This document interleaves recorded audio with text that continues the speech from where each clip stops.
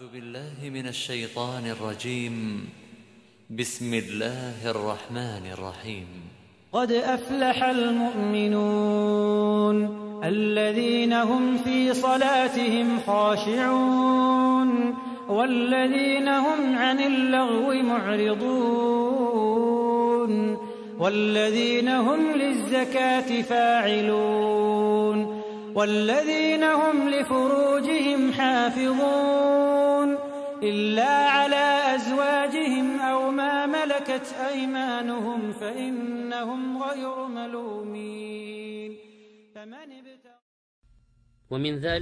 Et parmi cela, le takbir al-ihram alors que le dos est incliné et n'est pas complètement droit, ni positionné de façon complète. Et certaines personnes le font lorsqu'elles entrent de façon précipitée au masjid alors que l'imam s'incline et qu'il veut atteindre le ruku'a. Il se peut qu'une personne parmi elles prononce le takbir durant le mouvement pour l'inclinaison, alors que ce takbir n'est pas correct, ce qui entraîne que sa prière n'est pas correcte. Et il est obligatoire que le takbir se fasse lorsque l'on est debout de façon complète et que le dos soit complètement redressé. De même, parmi les gens, il y en a qui ne sont pas tranquilles dans leur prière. Ils la picorent comme le corbeau picore.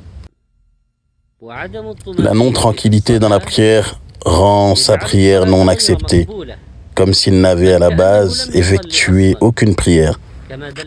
Tel qu'il est évoqué dans le hadith, retourne et prie, car certes tu n'as pas prié.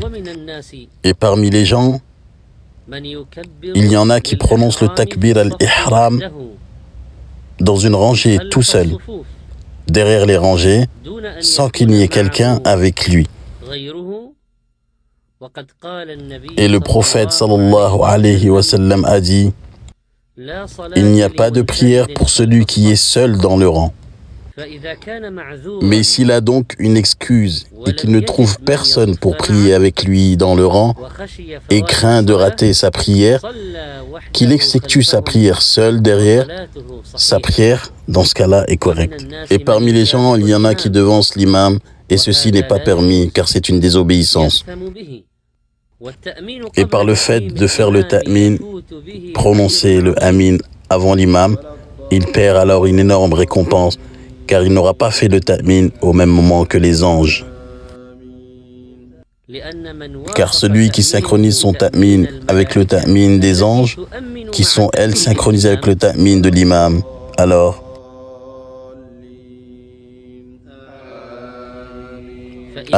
ils lui seront effacés ses péchés passés. Et parmi les gens, lorsqu'ils sont debout durant la prière, ils lisent de façon non légiférée.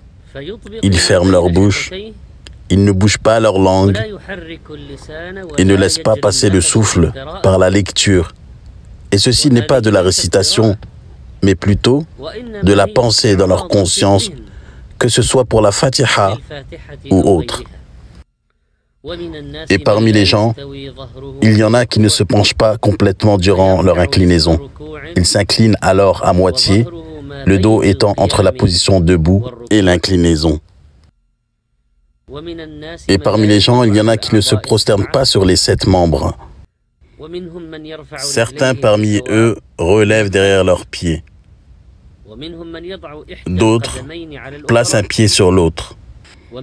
Et parmi eux, certains étendent leurs avant-bras comme s'étendent les chiens.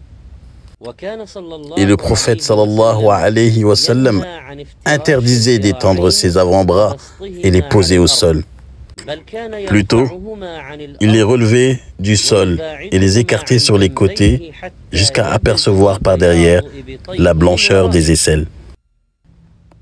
Par contre, s'il effectue sa prière en congrégation avec ses frères, qu'il ne les écarte pas sur le côté afin de ne pas déranger.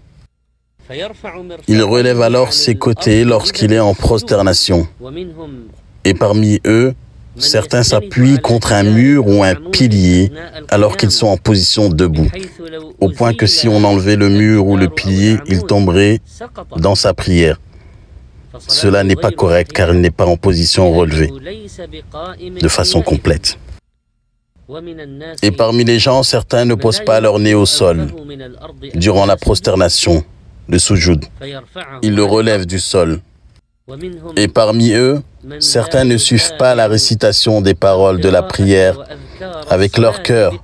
Le cœur est ailleurs et la langue est autre part. Ne disperse donc pas ton regard, ni ton cœur, car si le cœur est pour autre qu'Allah durant la prière, alors cela va amoindrir sa récompense et contredire le recueillement, le khushu'. Nous demandons à Allah le Très-Haut de nous enseigner ce qui va nous être utile et de nous rendre utile ce que l'on a appris et nous instruire dans la religion et nous pourvoir le suivi de la sunna de notre prophète sallallahu alayhi wa sallam, et qu'il accepte nos œuvres et qu'il nous pardonne nos péchés et notre laxisme. Et que la prière et les salutations soient sur le prophète illettré ainsi que sur sa famille et tous ses compagnons.